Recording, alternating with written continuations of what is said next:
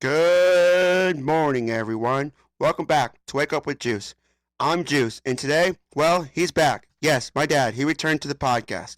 If you listened to last episode, you know he invited himself onto the show. Well, this time he didn't even ask. He just said, "So when are we recording the next one?" Like he's on contract. At this point, he thinks he's co-host. He's probably expecting merch. But honestly, I love having him here. He brings his calm, steady energy and also the occasional one-liner that absolutely destroys me. So everyone, please welcome back my dad, the man, the myth, the self-appointed star of Wake Up with Juice. Thank you, Andy. And after that intro, I'd like to say I appreciate not being prevented from being on the show again.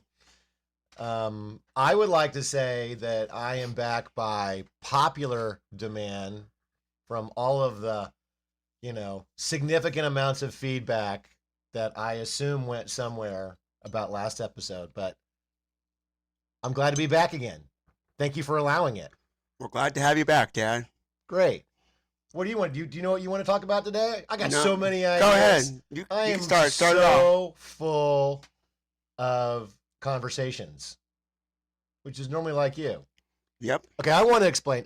There's so much I want to talk about today, but I want to give a little bit of taste of what some mornings with you and I are like. Just random mornings, Andy. Can you explain? Can we tell a story about what it was like just about 10, 15 minutes ago at our house this morning as we're getting ready to take on the day? What was happening? We started cooking breakfast and singing music. Started cooking breakfast and singing music. And it's pretty random stuff. Doctor! Harry Nilsson song came out of nowhere. Doctor! Put the lime in the coconut, mix it all up. You put the lime in the coconut. Said doctor! Can you... It goes, how does it go, Andy? To relieve this bellyache, I said, doctor! Oh, that's right. Can you There's give me nothing I can take? I said, doctor! doctor! So, oh my gosh, is that not ridiculously silly?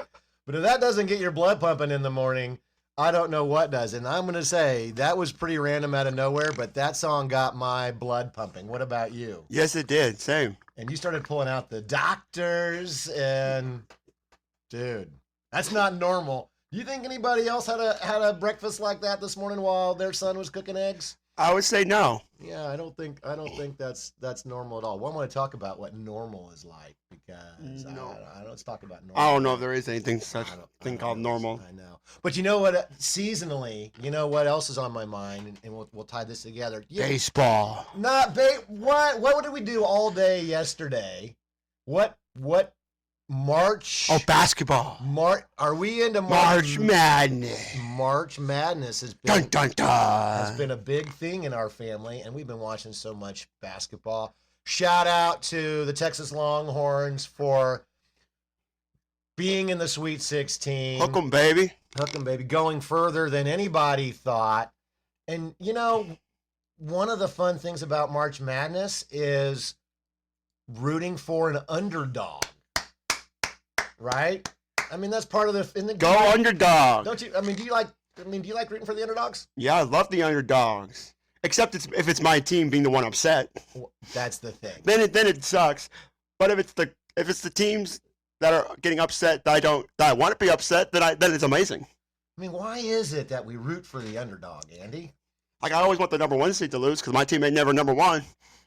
Right. And March Madness is full of upsets, which is only upsetting if you're the favorite team, if your team is the favorite team and they lose, and everybody else is always excited about rooting for the underdog. And also, congratulations to Illinois for getting it done against VCU. In the first half, it was a little scary, not gonna lie. Speaking of not underdogs, because the Illini have quite a good team this year, and they are in the Sweet 16 also. So and also, congratulations to the Lady Hawks for winning it in the first round. Let's go Hawks and see if we can get another big win next week. Well, today... on Monday, actually. Monday. Speaking of underdogs, the also Iowa Hawks are playing against the Florida Gators, and I don't think we have a lot of chance against there. I think we're going to get absolutely smoked, and I don't think Bennett Starks can do it alone. If we're going to do good, we need Bennett Starks plus a bunch of help from a lot of the guys out there tonight. Yeah, well, Iowa's clearly going to be the underdog against the number one seeded Florida Gators. But honestly, I think if we beat them, that'll be probably the biggest win in Iowa history. I mean, The greatest and best win in Iowa history. it would. And it would make me miss Fran McCaffrey even less than I already do. Well, I mean, but it's fun, right? Even more. March Madness, rooting for the underdog. Underdog. We're silly this morning. Yes, indeed. Because we're up and at 'em early. Okay.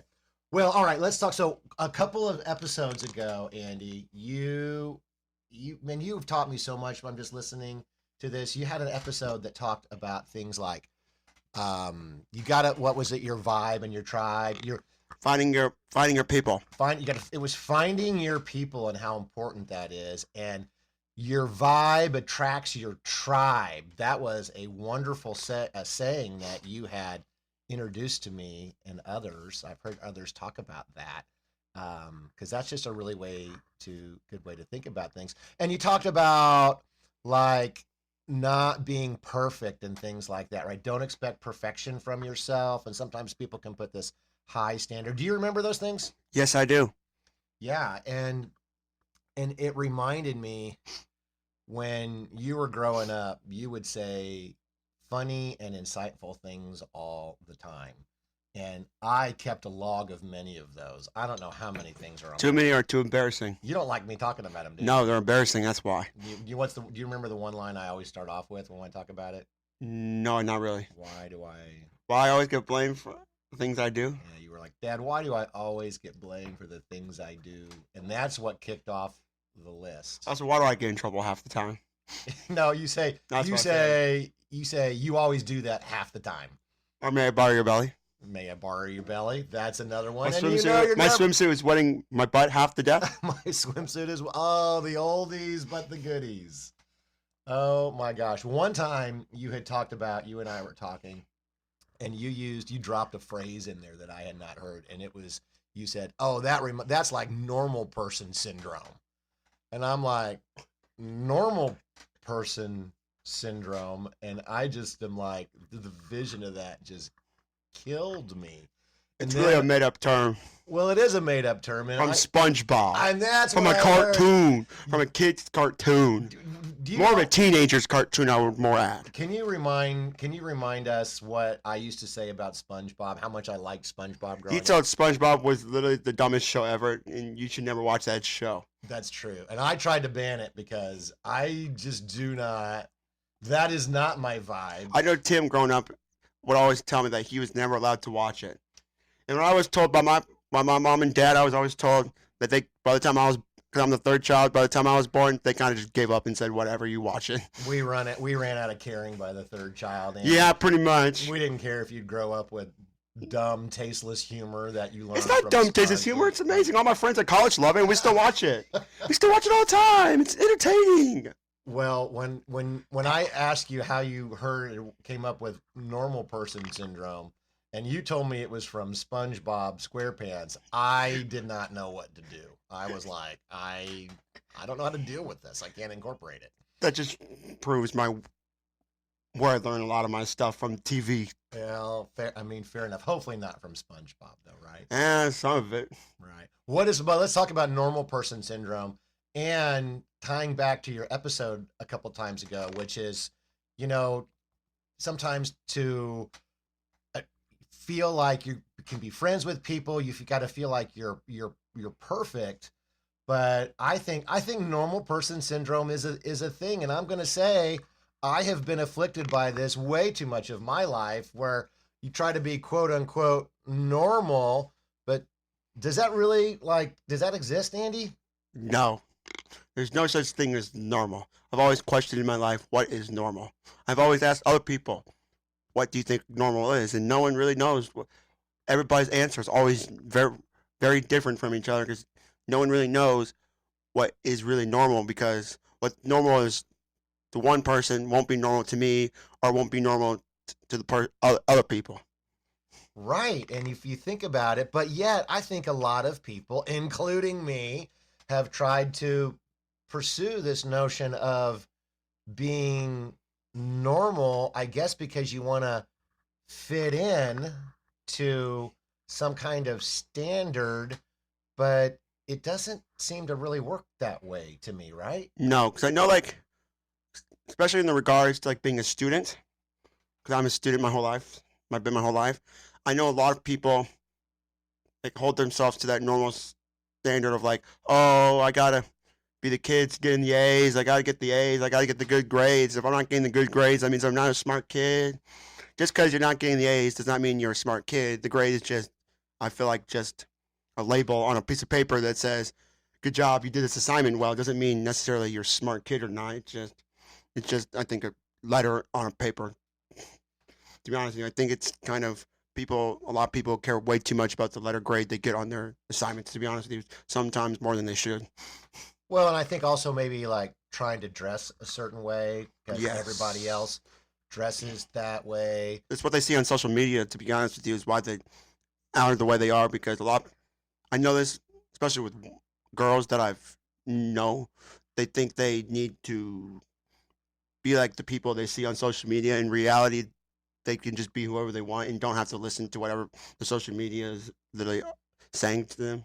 To be Well, honest with you, because a lot of that is just focus and probably a lot of fakeness to it, in my opinion. To be honest with you, well, that's a good idea because we all see so much of the social media influence, and they present things like, "Oh, everybody dresses like this," or "Everybody does these things," and they try to present it like that's their normal life, and you're like, "Oh, I wonder I should be like them," and it's not normal. And you said fake. I mean, how much of that stuff do you think is real, and how much do you think is fake?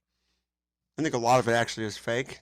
There probably is some real to it because it's not probably all fake, but like I would say a good amount of it, like a lot of it is probably pretty fake, and a lot of it's like, especially like when you see the way women dress on there, a lot of it's probably using filters to make themselves actually look more beautiful than they probably really are. To be honest with you.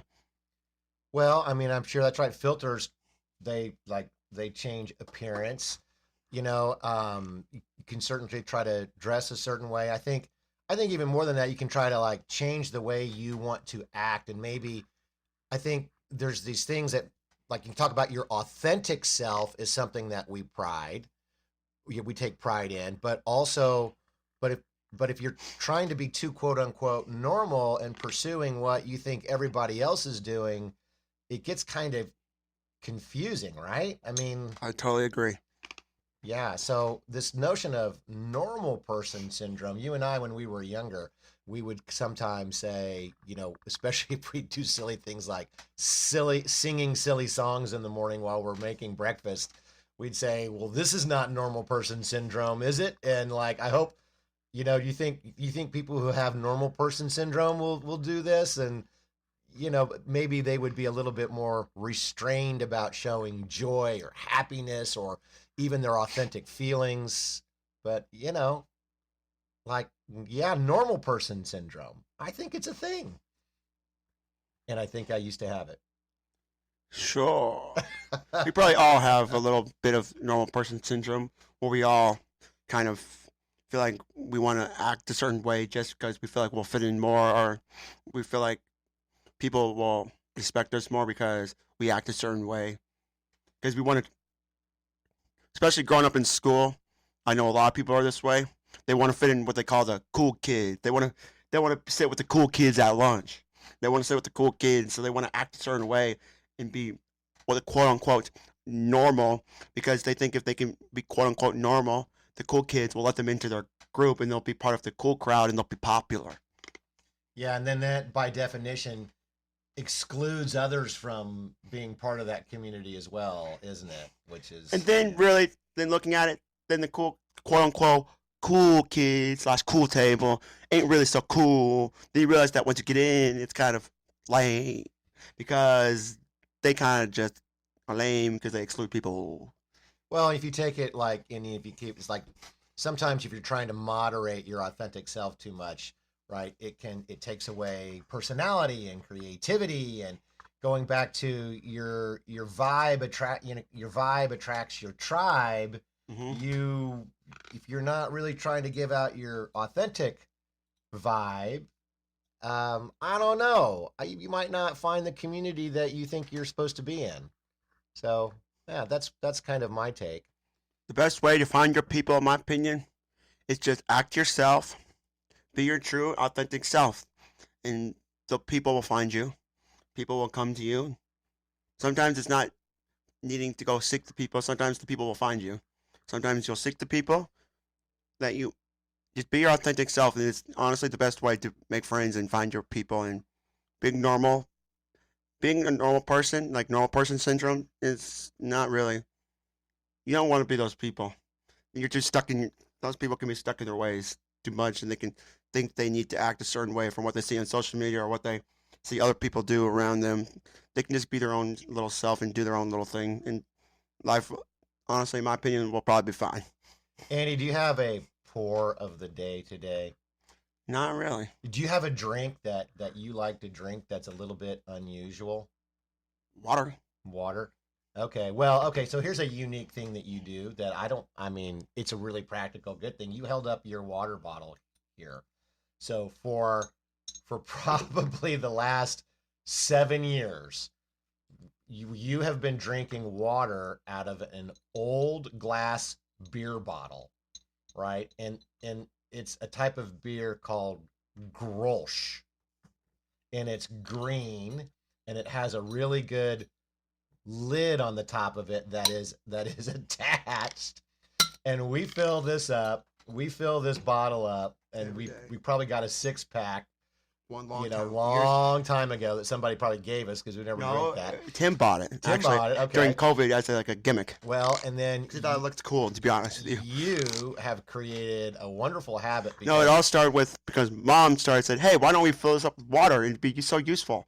And then I started drinking out of it, and I was like, "Oh, this is actually really useful." And so it looks like you're drinking a Grolsch beer all the time here. And yet it is a way, and you refill it and you put it in the refrigerator. You do it And too. well, I don't use your glass bottle, but I refill yours all the time. But we have two of them. And We have two of them. it has been an extremely good habit because I think It it forces incre- me to drink more water. it increased your water intake by a lot. It reduced your soda intake by a lot. But I didn't drink that much soda to well, begin like, with. I mean, sugar-free drinks and stuff like that, and milk. It did and- definitely. I was at that point before then. I was starting to die down the milk anyway. But this definitely helped a lot. Well, so to me, the pour of the day is get a funny glass that you like, put a normal drink in it, and see if it tastes better than usual. I think it tastes better because I like the feel of the glass bottle with the cold water from the fridge. I think that is a unique and better solution. And I'm glad that you have found a better solution than just taking a typical approach. That's kind of my that's kind of my pour of the day. Very well said, Dad. Okay, well, thank you very much. Do you have a quote of the day, or sometimes you give people you give them, is it tasks? What I do you do call it? actually have a quote for today, What's Dad. the quote of the day? Today's quote: "Consistency isn't about being perfect. It's about showing up even in small ways." My dad is the definition of that. He doesn't make a big deal about showing up. He just does it quietly, steadily, every time. My dad is a big example, in my opinion, of what it is like to show up even in small ways. Like I know recently, probably like in the last, since probably like this past summer, he started doing volunteering. So that's a big way to, that's a small way to show up and be out there in your community, showing that you care about not just yourself, but you care about helping others and being there for others. And I will say, showing up, just showing up, is just part of. Is just that is, you can get a lot of places just by showing up and trying your best. Well, Andy, you are so kind to me with all of the very thoughtful compliments that you've given me, and I wasn't expecting that, but thank you for Mhm. giving me that shout out and that compliment. And yeah, I'm trying to find my, I'm trying to show up where I can, and I'm trying to find my community, and I've been experimenting with volunteering, but I'm trying to find my tribe also, and just kind of getting out there a little bit, and it's still a journey. But thank you for all the kind words that you've given me. I appreciate it. You're welcome. I have a quote for the day, Andy. My Sure. quote for the day What is it? is you quote put the lime in the coconut and then you Drink mix it. Drink it all up. and then you drink it all up. So my ask for today for people, if I'm giving you a recommended thing to do today, is go find an old silly song. You can find that song by Harry Nilsson. It's called Coconut.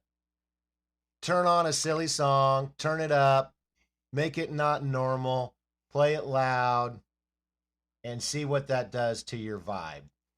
Great idea, Dad. I really like that idea. All right. Well, that's all I have today for our podcast. Do you have anything else that you would like to talk about? Nope. I think that wraps it up today. Great. Well, thank you, Andy, for having me back. I will say, I am not even going to try to invite myself to next week's podcast. We will So, not be here next. We'll not be together. So next week will just be a solo show for me. Next week. yep. Andy's been on spring break. It has been a wonderful time to have you here. But now I'm leaving to for go this back week. to do my own thing. You are. I'm very proud of you. You're doing a wonderful job, Andy, and Thank you, Dad. this is an example of it. All right. Well, then, Dad, thanks again for coming back on the show again.